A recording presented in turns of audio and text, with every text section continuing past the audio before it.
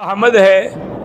میرے اسلامی YouTube channel کو چلانے میں جو لوگ میری مدد کرتے ہیں، اللہ ان کی مدد کرے، اللہ ان کے رزق و مال میں برکت دے، اور عمر اقبال اور فہد کے لیے بھی اللہ مدد فرمائیں اور اللہ ان سے مزید دین کا کام لیں. ندیم یوسف فیصل آباد والے ہمارے بھی دوست ہیں اور ان کے والدہ بیمار ہیں. اللہ سے دعا کریں کہ اللہ ان کو صحت عطا فرمائے. ہمارے ایک دوست کی قریبی رشتہ دار جو تھی وزیرہ مائی، وہ بھی فوت ہو گئی، اللہ اس کی مغفرت فرمائے. کہتے ہیں جی کہ مرزا جہلمی ایک آدمی ہے، وہ کہتا ہے کہ بھانجی اور بھتیجی کی اولاد سے بھی میرا نکاح جائز ہے. یہ کوئی دوسرا مرزا قادیانی ہے. جیسے مرزا قادیانی تھا نا، یہ مرزا جہلمی ہے، اس کا بھی باپ ہے، وہ بھی کافر تھا، یہ بھی کافر ہے. کہتے ہیں جی کہ آپ لوگ کہتے ہیں کہ جتنے ائمہ کرام ہیں ان کی پیروی کرنی چاہیے.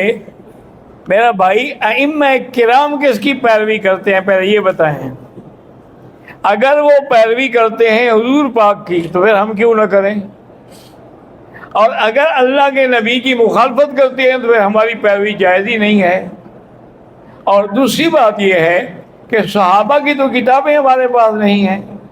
ہمارے پاس کتابیں دینی ائمہ اربعہ کی ہیں، انہوں نے ساری شریعت کے احکام جمع کر کے امت کے لیے بھیجے ہیں. تو انشاءاللہ ہمارا ان کے تقلید اور تقلید کے بغیر یاد رکھو کہ مسئلہ حل ہی نہیں ہوتا. اب دیکھیں نا قرآن میں کہ اہدنا الصراط المستقیم، اور صراط مستقیم کون سی ہے؟ صراط الذین انعمت علیہم، جن پر تیرا انعام ہے. اور جب تیرا انعام کن پہ ہے؟ اولئک الذین انعم اللہ علیہم من النبیین والصدیقین والشہداء والصالحین. تو ان کی اتباع تو ہمیں کرنی ہوگی نا.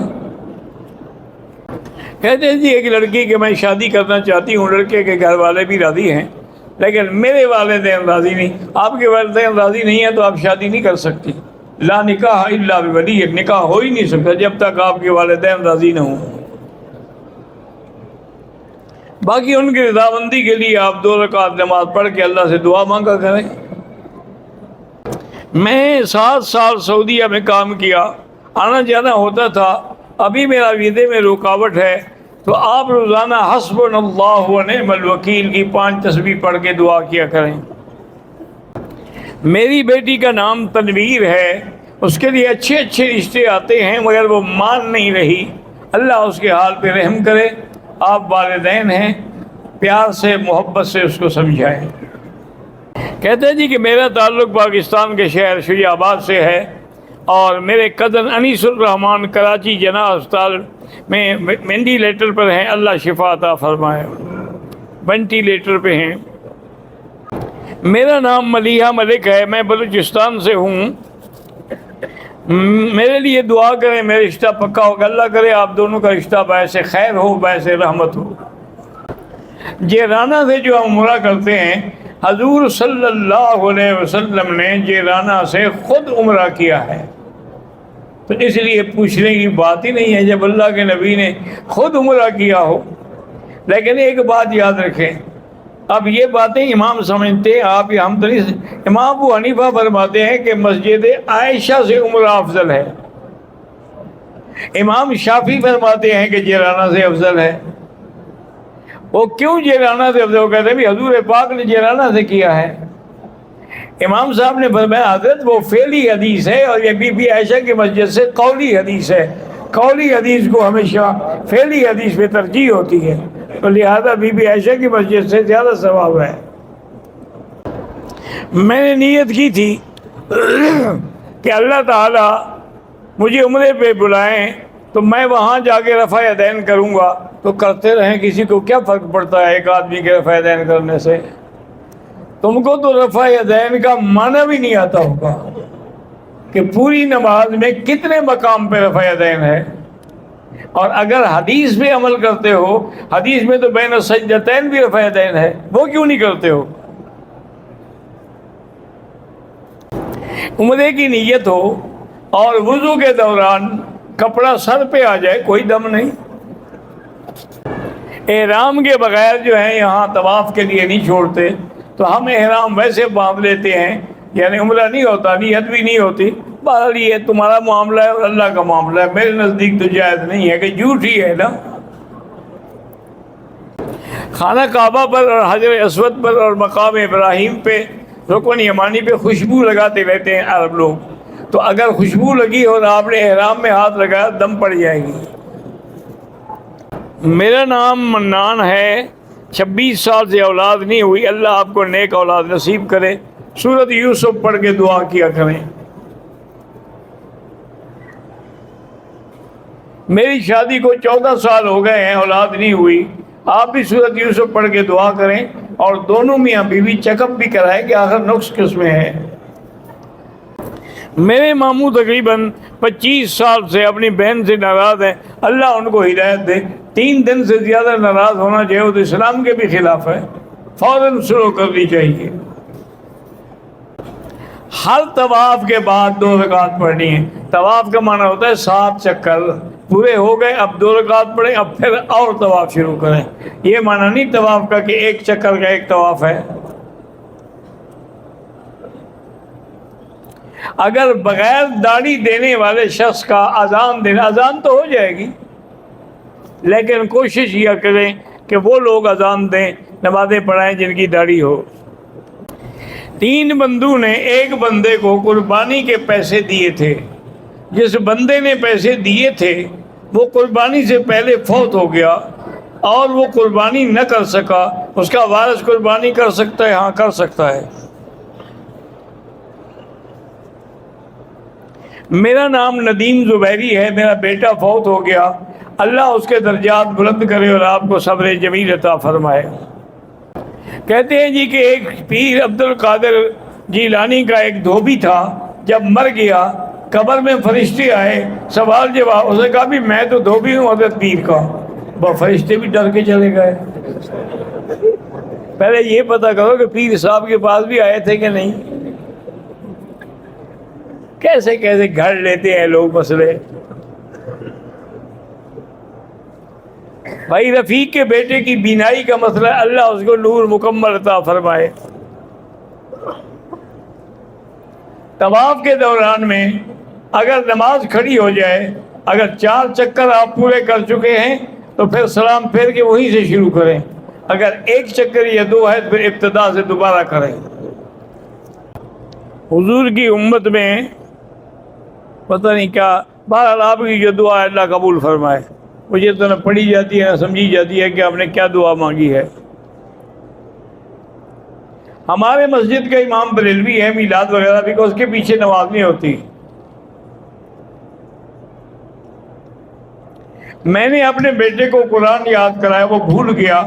یاد کر کے قرآن بھول جانا گناہ کبیرہ ہے۔ ایک تو وہ توبہ کرے، اور ایک یہ ہے کہ دوبارہ یاد کرتے کوشش کرتا رہے، ہو نہ ہو وہ لگا رہے۔ میری بیٹی ہے، بیمار ہے، اللہ شفا عطا فرمائے۔ اللہ میرے بھانجے ملک یار کو اولاد، جو بھی بے اولاد ہے اللہ سب کو اولاد عطا فرمائے۔ اگر چلنے کی وجہ سے رانوں پر دانے نکل آئے ہیں تو آپ اس میں کوئی کریم لگا لیں، خوشبو نہ ہو اس میں۔ میری بیٹی ہے، اس کی اللہ امتحانوں میں کامیاب فرمائے۔ میں پاکستان سے چلی، عمرے کا احرام باندھا تھا، میں نے حیض کا غسل بھی کر لیا تھا، یہاں پہنچی تو بس بالکل بدن صاف تھا۔ غسل رات 10 بجے روانگی سے قبل کیا تھا۔ عمرہ ادا کرنے کے علاوہ مغرب کے درمیان روانہ ہوئے تھے۔ عمرہ سائی کا آخری چکر مکمل ہو گیا، اسی دوران میں کچھ محسوس ہوا۔ بہرحال گھر آ کر معاملہ ہے کہ احرام کھول دے، اس کا پتہ چلا کہ کچھ پیلا سا دبا ہے، کچھ نہیں ہوتا۔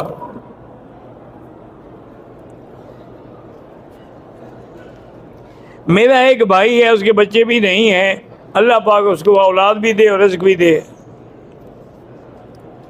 4 رکعت والا وظیفہ ایک بار پھر بتا دیں، میرے ویڈیو میں کہیں دیکھ رہے ہیں، اب میں اتنا ہر کام روزانہ تو نہیں کر سکتا۔ حدیث شریف کا نمبر اور کتاب، نمبر کون لکھتا ہے حدیث شریف کا؟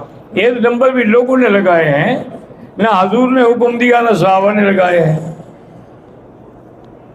امام بخاری جس نے بخاری لکھے اسے بھی نہیں لگائے۔ یہ تو بعد میں ایک رواج بن گیا ہے کہ قرآن کی آیت کا بھی نمبر لگاؤ اور حدیث کا بھی نمبر لگاؤ۔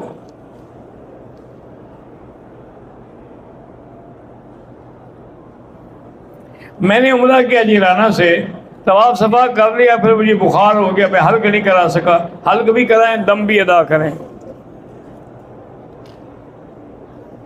میری والدہ بھی اللہ شفا عطا فرمائے۔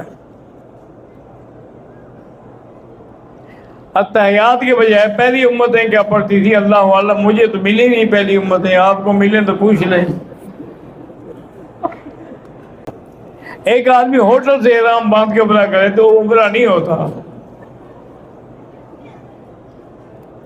احادیث میں کوئی ضعیف کہتا ہے، کوئی حسن، اس کی وجہ کہ روایت کرنے والے جو راوی ہیں نا، ان راویوں کو دیکھا جاتا ہے کہ ان میں کوئی آدمی ایسا تو نہیں ہے کہ جس کا حافظہ کمزور ہو، کوئی آدمی ایسا تو نہیں ہے کہ جس نے جھوٹ بولا ہو۔ اس لیے وہ حدیث کا فیصلہ پھر محدثین کرتے ہیں۔ 5 لاکھ راویوں کے احوال محدثین نے جمع کیے ہیں۔ میرا تعلق گوجرانوالہ سے ہے۔ میرے والد میری بہنیں بیمار، اللہ شفا عطا فرمائے۔ عمرے کی نیت سے احرام باندھا، لیکن ابھی نیت نہیں کی، احرام کھل گیا تو کوئی حرج نہیں۔ عمرے کا احرام باندھا، پہلے نفلی طواف کیا، پھر عمرہ کیا۔ عمرہ کیا ہوتا ہے پھر؟ مجھے تو نہیں سمجھ آیا۔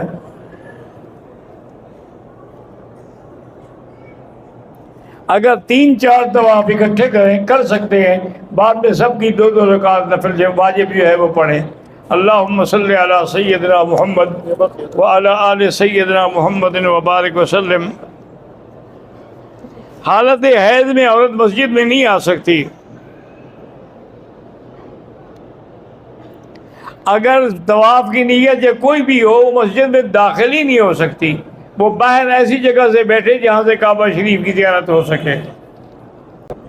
بہرحال احرام کی حالت میں حجر اسود کو بھی نہ چومیں اور کعبے کے غلاف کو بھی ہاتھ نہ لگائیں۔ میرے دماغ میں 3 طلاق کا خیال آنے سے طلاق نہیں ہوتی۔